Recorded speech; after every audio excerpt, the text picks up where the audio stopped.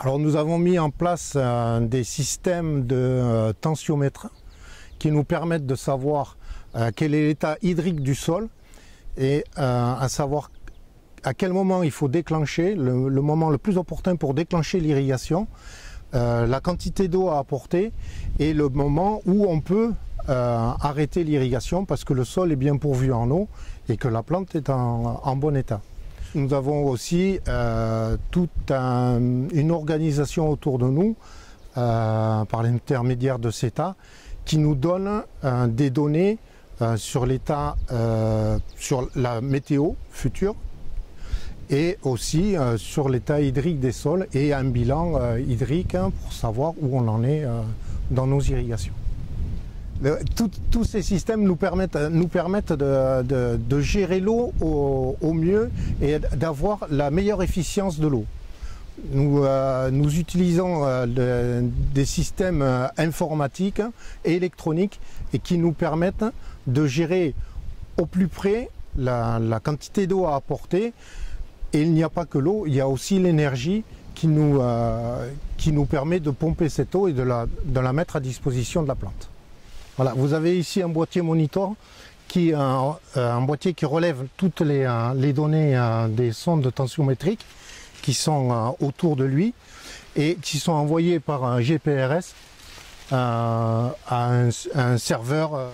Toutes les sondes, il y a 6 sondes en tout, ce sont des couples de 2, une à 25 cm, une à 40, qui sont placées 10 cm à côté du rang de maïs et qui permettent de mesurer précisément l'état hydrique du sol.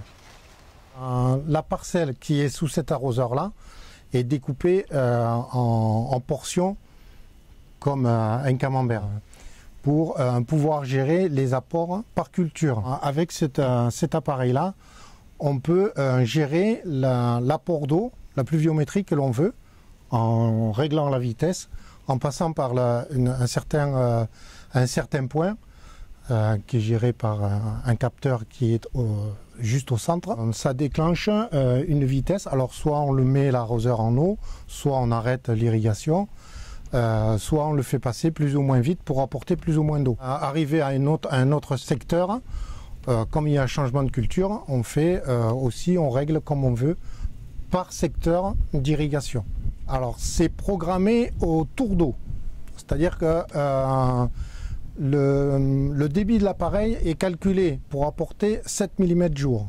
Et moi je fais un tour d'eau en 3 jours, c'est-à-dire que j'apporte au maximum 21 mm vu que c'est la quantité maximale que peut retenir mon sol.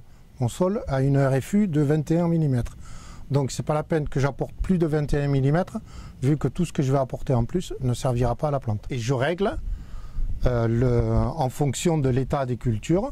Quand la culture est toute petite, elle n'a pas besoin de beaucoup d'eau, donc je passe beaucoup plus vite. Quand elle arrive à floraison, en général, c'est là où la consommation est le plus importante.